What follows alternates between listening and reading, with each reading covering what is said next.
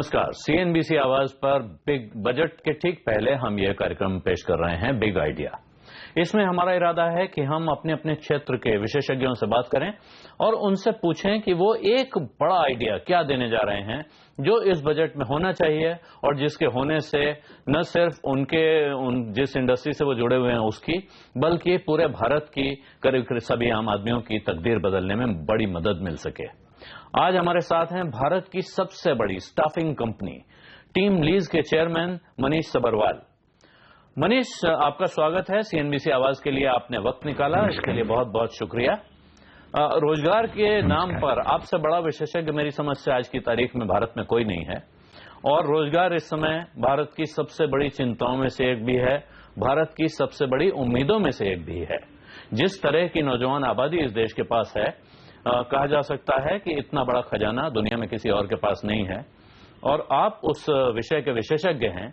अगर आपसे पूछा जाए कि प्रधानमंत्री मोदी, वित्त मंत्री अरुण जेटली इस बजट में ऐसा एक क्या बड़ा चमत्कार कर दें जिससे हमारे यहां रोजगार की तस्वीर बदल जाएगी, देश की तकदीर बदल जाएगी, तो आप क्या कहेंगे? देखिए, जीएसटी और डीमोनेटाइजेशन के बाद जो सबसे इम्पोर्टेंट चेंजेस होने थे वो बिग बैंग चेंजेस, तो जीएसटी और डीमोनेटाइजेशन रोजगार के लिए बहुत बढ़िया है। एक चीज अगर फाइनेंस मिनिस्टर कर दें तो ये जो 45% की सैलरी जो कट जाती है, हाथ वाली सैलरी और चिट्ठी वाली सैलरी, ये 2-3 साल से बात हो रही है, लेकिन लो वेज एम्प्लॉयज के लिए 45% सैलरी एम्प्लॉयर को काटनी पड़ती है। Provident fund, ESI, labour welfare board, employ pension scheme. मैं ये नहीं कहता हूं कि एम्प्लॉयर्स को ये काटनी नहीं चाहिए, लेकिन एम्प्लॉय को डिसाइड करना चाहिए वो कितने सैलरी पे जी सकते हैं। हाथ वाली सैलरी और चिट्ठी वाली सैलरी में 45% डिफरेंस में लोग अपने आधे सैलरी पे जी नहीं सकते। तो अगर फॉर्मल एम्प्लॉयमेंट को बढ़ावा देना है तो एम्प्लॉय को चॉइस दे दें कि कितनी सैलरी वो कटवाएं और किसको दें, क्योंकि एम्प्लॉय प्रोविडेंट फंड और ईएसआई तो बहुत खराब और बहुत बेकार तरह के ऑर्गेनाइजेशंस हो गए हैं। इनके पास क्लाइंट्स नहीं है, इनके पास हॉस्टेजेस हैं और एम्प्लॉयज भी दुखदाई और बहुत उनको दुख होता है इन दोनों ऑर्गेनाइजेशन से डील करने में। तो कंपटीशन क्रिएट कर लें, ईपीएफओ के बजाय हमको एनपीएस में पे करने दें और ईएसआई के बजाय हमको प्राइवेट इंश्योरेंस खरीदने दें, और ये चॉइस एम्प्लॉयर को ना दें, एम्प्लॉय को दें। ट्रेड यूनियंस हमेशा इसको रोकते हैं कि कहते हैं कि एम्प्लॉयर्स प्रोविडेंट फंड, ईएसआई पे करना नहीं चाहते। ये गलत बात है। हम एम्प्लॉय को चॉइस दें, एम्प्लॉय डिसाइड करे कितना कटवाए और किसको दे।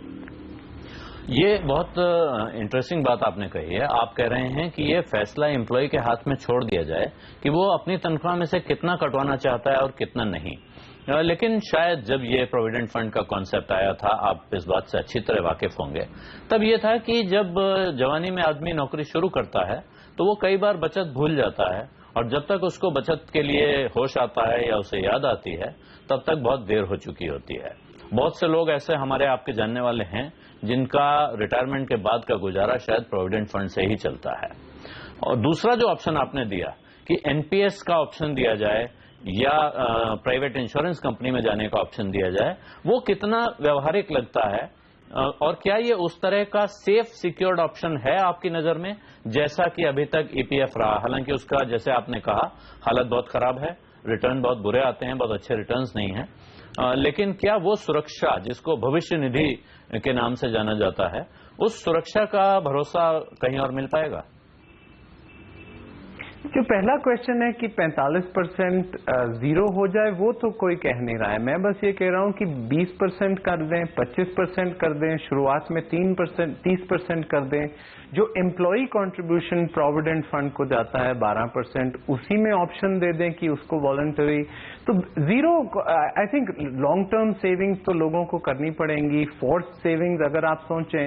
लेकिन ये दुखदाई की बात है कि ये सिर्फ लो वेज एम्प्लॉयज के लिए क्यों हो। अगर आपकी सैलरी 50,000 रुपए महीना है, मैंडेटरी सेविंग सिर्फ 9% है, और अगर 15,000 रुपए है तो 45% है। तो तो ये तो रिग्रेसिव टैक्सेशन, मतलब जैसे आपके पास सैलरी बढ़ी है आपकी कटनी चाहिए ज्यादा। तो मैं ये सोचता हूं कि हमको ये बस एक स्टेप अगर ले लें कि एम्प्लॉय प्रोविडेंट फंड को वॉलंटरी बना दें, तो वो 12% की जो छुट्टी मिलेगी उससे शुरुआत हो जाए, बाकी डिबेट चलती रहे। ये तो बहुत लंबी डिबेट है कि लोगों को अपने आप से बचाना होगा गवर्नमेंट को या नहीं, वो तो लंबी बात है।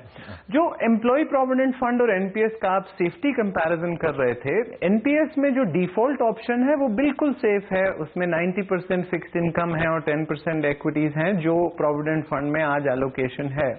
तो अगर गवर्नमेंट को ये वरी हो कि एनपीएस और एम्प्लॉय प्रोविडेंट फंड में रिस्क ज्यादा है, तो डिफॉल्ट से वो जो सेफ ऑप्शन है उसमें डाल दें। अगर एम्प्लॉय को ज्यादा रिस्क लेना हो तो वो ले लें। ये रिस्क की बात सिर्फ मैं इसीलिए नहीं कह रहा हूं, इनके पास 100 मिलियन अकाउंट्स हैं प्रोविडेंट फंड के पास, सिर्फ 50 मिलियन एक्टिव हैं। 50 मिलियन तो इतना दुखी होके अपना पैसा छोड़ गए। और प्रोविडेंट फंड का कॉस्ट 4% है पर एडमिनिस्ट्रेटिव फीस। जो एनपीएस की फीस है वो 30% है, तो 3% एक्स्ट्रा इन्वेस्टमेंट रिटर्न तो सिर्फ फीस में आपको मिल जाएगा प्रोविडेंट फंड से। तो अब मैं आपकी बात मानता हूं कि safety and level of deduction employ के हाथ में अगर रखें, थोड़े सेफगार्ड रखें, धीरे धीरे इसको आगे बढ़ाएं, लेकिन एक स्टेप तो लेना चाहिए इस बजट को। जी, और एक बहुत अच्छी बात जो आपने कही वो ये है कि जिनकी आमदनी कम है उन पर बहुत ज्यादा पड़ रहा है जो कम होना चाहिए। तो हो सकता है सरकार ऐसा भी विचार कर सकती है कि जैसे जैसे कमाई बढ़े वैसे वैसे कंट्रीब्यूशन बढ़ाने का इंतजाम हो। शुरू के दिनों में कुछ कंट्रीब्यूशन कम हो, क्योंकि वो लॉन्ग टर्म में काफी ज्यादा बढ़ जाता है। थोड़ा पैसा भी शुरू में बचाओ तो बाद में वो बड़ी बचत में कन्वर्ट होता है। सिर्फ बचत की आदत लगानी जरूरी होती है। एक बात आपने जो अपने पहले आंसर में कही मनीष, वो थोड़ा सा मैं समझना चाहता हूं, क्योंकि आपने कहा कि जीएसटी और डीमोनेटाइजेशन दो ऐसे काम हो गए हैं जिनसे रोजगार के लिए जो बहुत अच्छे होंगे। जीएसटी तो समझ में आता है कि जीएसटी के होने से रोजगार को बहुत फायदा होगा, लेकिन डीमोनेटाइजेशन का तो असर दरअसल उल्टा दिख रहा है। बहुत सी कंपनियों में छंटनी हो गई है और लोग कह रहे हैं कि आगे का स्कोप भी खराब दिख रहा है। ऐसे में आप उसको फायदेमंद कैसे बता रहे हैं? देखिए, इंडिया की जो बीमारी है वो आज की फीवर की नहीं है, ये बहुत लंबी बीमारी है, वो इनफॉर्मेलिटी की बीमारी है। हमारे पास 6.3 करोड़ एंटरप्राइजेस हैं, उसमें से 1.2 करोड़ के पास ऑफिस नहीं है। 1.2 के एंटरप्राइजेस घर से काम करते हैं। सिर्फ 85 लाख के पास टैक्स रजिस्ट्रेशन है। सिर्फ 11 लाख एंटरप्राइजेस प्रोविडेंट फंड और ईएसआई देती हैं, और सिर्फ 18,000 कंपनियां हैं जिनका पेड अप कैपिटल 10 करोड़ से ज्यादा हो।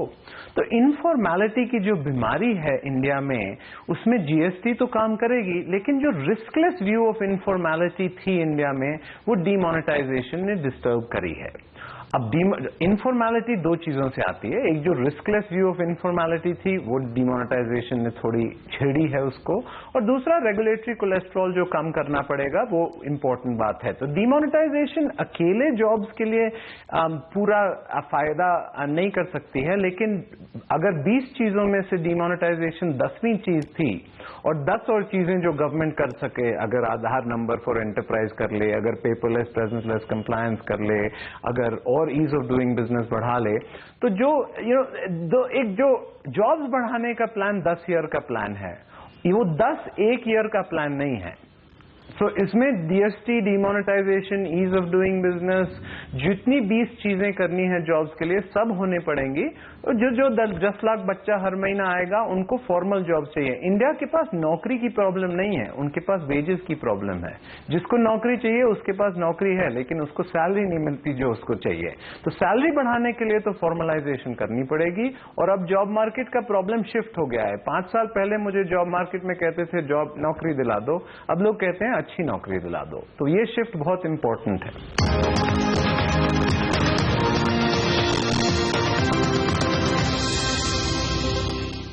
तो मनीष, आपने फॉर्मलाइजेशन ऑफ एंटरप्राइज की बात की। आप एक तरह से कह रहे हैं कि जैसे प्रधानमंत्री मोदी ने अपने भाषण में कहा अभी कि कितने कम लोग इस देश में टैक्स चुकाते हैं, कितने कम लोग 10 लाख रुपए से ज्यादा की आमदनी दिखाते हैं, ये आंकड़ा जानकर आप हैरान रह जाएंगे।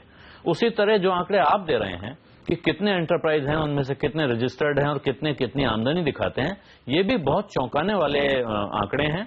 और आप सही कह रहे हैं कि अगर ये सारा बिजनेस जो कि होता है, जिसे लोग कच्चे खाते का बिजनेस कहते हैं, वो पक्के में आ जाए, जिसके फॉर्म्स और कागज सामने आ जाएं, तो शायद इकोनॉमी को बहुत बड़ा बूस्ट बिना कुछ किए ही मिल जाएगा। यानी जो बिजनेस हो रहा है वो दिखने लगेगा।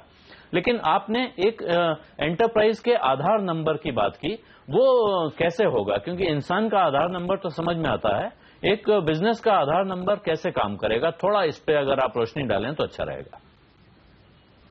देखिए, आजकल हर गवर्नमेंट डिपार्टमेंट अपनी आयतुल्लाह है और हर एंटरप्राइज को बुलाता है कि आप मेरे साथ रजिस्टर करो, मैं आपको नंबर दूंगा, आप मेरे पास फॉर्म भरो।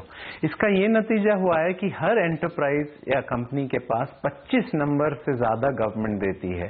Labour information network number, provident fund number, ESI number, excise number, tan number, pan number, कोई 10 डिजिट का है, कोई 25 डिजिट का है, कोई 12 डिजिट का है, किसमें लेटर्स हैं, कोई सिर्फ नंबर है।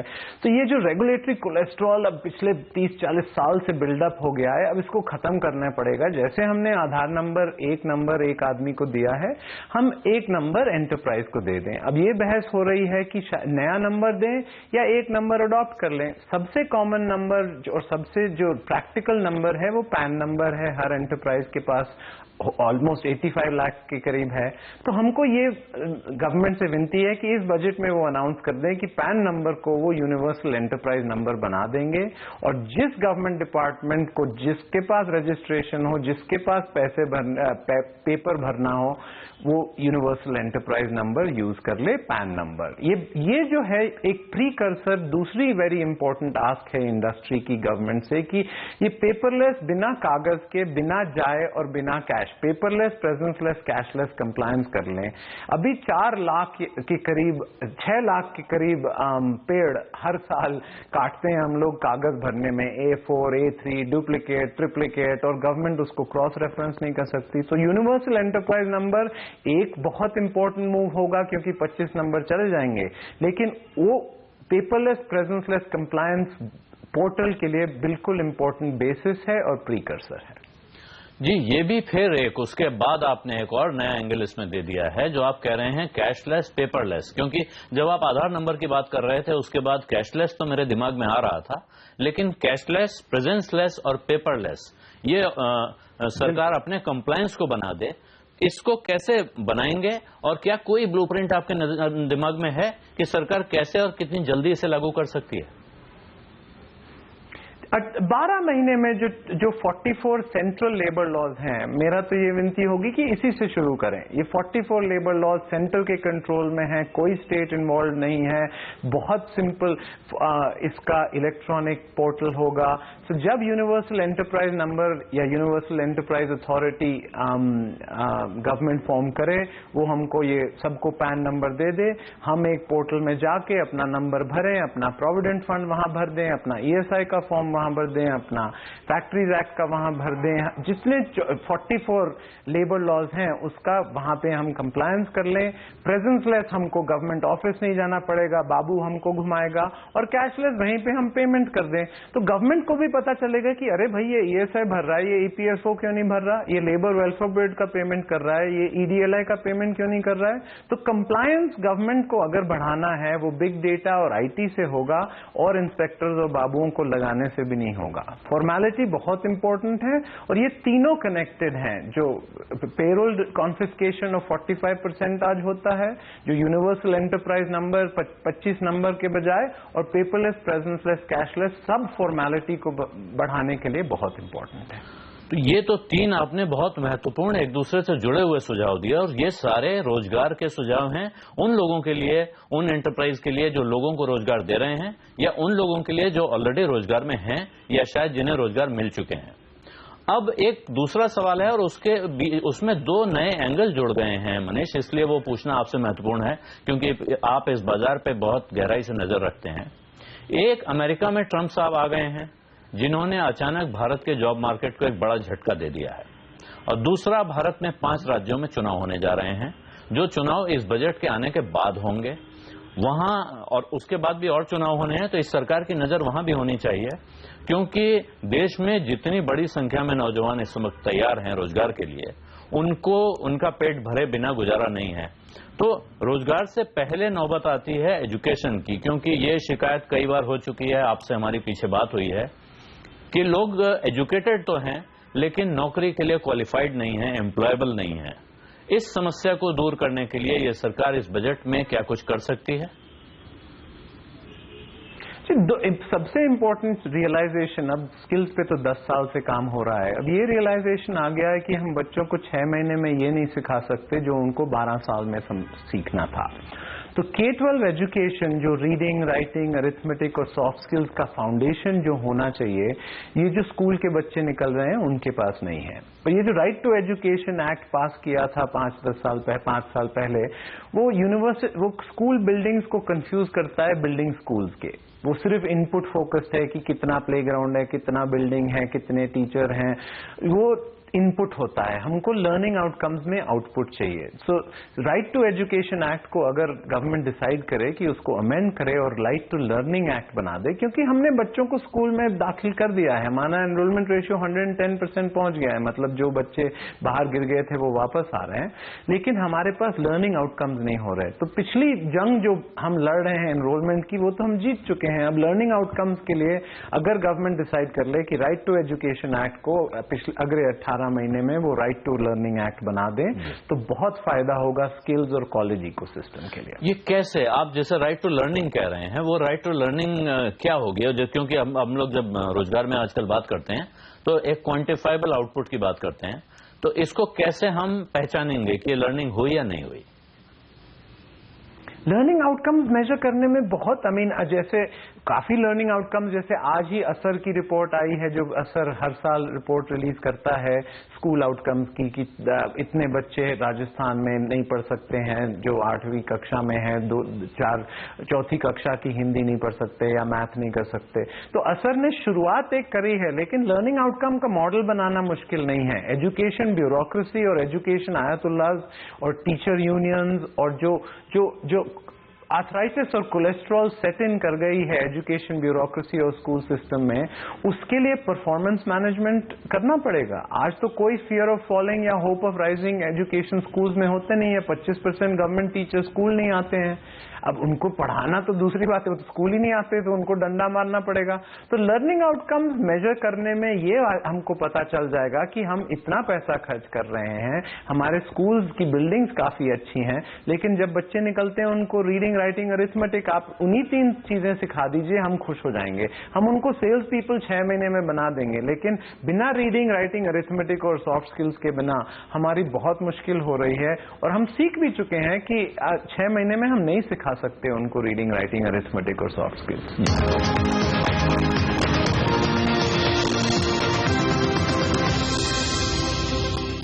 मनीष, आप कह रहे हैं कि 12वीं क्लास के बाद जो बच्चे निकले उनको बेसिक जानकारी हर चीज की ऐसी होनी चाहिए कि उसके बाद जो कंपनी, जो एंटरप्राइज उनको नौकरी देना चाहे, उसको एक अपने काम की ट्रेनिंग देनी पड़े, उसे यह न सिखाना पड़े जो 12वीं क्लास तक स्कूल में पढ़ाया जाता है।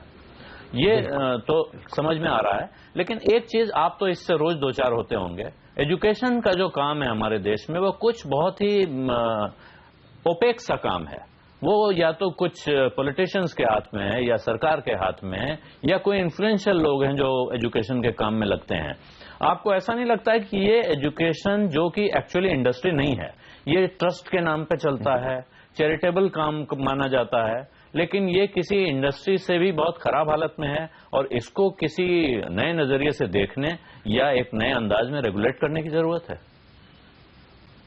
देखिए, एजुकेशन रेगुलेटर, सर्विस प्रोवाइडर और पॉलिसी मेकर को अलग करना पड़ेगा। आज गवर्नमेंट तीनों एक ही चीज है, तो मिनिस्ट्री ऑफ एचआरडी या यूजीसी जो हायर एजुकेशन पॉलिसी बनाती है वो रेगुलेटर भी है, और गवर्नमेंट अपने कॉलेजेस भी चलाती है, दिल्ली यूनिवर्सिटी वगैरह। तो अगर हमको एजुकेशन को बढ़ावा देना हो, और इसमें ये कॉन्ट्रोवर्शियल क्वेश्चन है कि फॉर प्रॉफिट एजुकेशन को अलाउ करें या ना करें, मैं तो रिफॉर्म्स को सीक्वेंशियली सोचता हूं कि लिस्ट ऑफ इंग्रेडिएंट्स हमारे सामने है, लेकिन रेसिपी में सीक्वेंसिंग। तो सीक्वेंसिंग में पहली चीज अगर गवर्नमेंट कर दे कि रेगुलेटर, सर्विस प्रोवाइडर और पॉलिसी मेकर को अलग कर दे, तो जैसा हमने एक्साइटमेंट टेलीकॉम में देखा था जब BSNL, ट्राई और पॉलिसी मेकर तीन चीजें अलग हो गई थी, तो गवर्नमेंट कंफ्यूज नहीं होती है। जब उनका पॉलिसी मेकर होता है तो एजुकेशन, हमको ये नहीं सोचना चाहिए कि गवर्नमेंट स्कूल है या प्राइवेट स्कूल है, हमको ये सोचना चाहिए कि अच्छा स्कूल है या बुरा स्कूल है। तो ये तभी आएगा जब government, education, regulator, policy maker और सर्विस प्रोवाइडर, जो तीनों रोल गवर्नमेंट को करने चाहिए लेकिन अलग करने चाहिए। जी, और इसके अलावा एक हायर एजुकेशन पे सवाल उठता है। कई बार कोशिश हो रही है कि विदेशी यूनिवर्सिटीज बहुत सारी भारत में आना चाहती हैं, कुछ भारत की यूनिवर्सिटीज विदेश में टाई अप कर रही हैं, लेकिन उसमें भी एक थोड़ा सा रेगुलेटरी ब्लॉक सा है। आपको लगता है कि वो रास्ता खोला जाना चाहिए या हमें अपनी पढ़ाई अपने लोगों के भरोसे ही रखनी चाहिए? नहीं जी, आई मीन आप आज भी खोल देंगे अगर विदेशी यूनिवर्सिटीज को, तो बहुत यूनिवर्सिटीज यहाँ नहीं आएंगी। इंडिया बहुत कंपेटिटिव मार्केट है, फीस भी काफी वो है, तो मुझे तो सोचना चाहिए कि हमको वेलकम करना चाहिए कंपटीशन। हमारे बच्चे जो $2 बिलियन हर साल खर्च करते हैं अमेरिकन, यूके यूनिवर्सिटीज में, अगर वो यूनिवर्सिटीज यहाँ आ जाएं तो लोकल रिसर्च बढ़ेगा, लोगों को बाहर नहीं जाना पड़ेगा, और ऐसा नहीं होगा कि ये फॉरेन यूनिवर्सिटीज हमारे इंडियन यूनिवर्सिटीज की छुट्टी कर देंगी। तो कंज्यूमर पर्सपेक्टिव के जब अगर हम सोचें तो फॉरेन यूनिवर्सिटीज को अलाउ करना चाहिए, और लेवल प्लेइंग फील्ड, जैसे फॉरेन की ऑनलाइन यूनिवर्सिटीज को इंडिया में ऑलरेडी अलाउड है online universities. Indian students 2 lakh हैं फॉरेन यूनिवर्सिटीज में ऑनलाइन वर्जन में। इंडियन यूनिवर्सिटीज को आजकल ऑनलाइन यूनिवर्सिटी अलाउड नहीं है। तो जैसे फॉरेन यूनिवर्सिटीज को इंडिया में फ्रीली अलाउ करना चाहिए और ऑलरेडी अलाउड है ऑनलाइन में, इंडियन यूनिवर्सिटीज को भी फ्रीली अलाउ करना चाहिए और उनको भी ऑनलाइन कैंपसेस बढ़ाना चाहिए। ऑनलाइन लर्निंग अभी बढ़ेगी, और बहुत इंपॉर्टेंट है कि इंडियन यूनिवर्सिटीज इसमें कैपेबिलिटी बनाएं, अपनी कैपेबिलिटी अप्रेंटिसशिप से जोड़ें, नए फॉर्म्स ऑफ इनोवेशन लाएं। तो जो आज बैन है ऑनलाइन लर्निंग में हायर एजुकेशन का, उसको भी हटाना चाहिए बजट। जी मनीष, आपका बहुत बहुत शुक्रिया। CNBC आवाज के लिए आपने समय निकाला और रोजगार और एजुकेशन से जुड़े ये महत्वपूर्ण सुझाव दिए, जो अगर लागू हो जाते हैं तो यकीनन तस्वीर बदलने में बहुत मददगार साबित होंगे।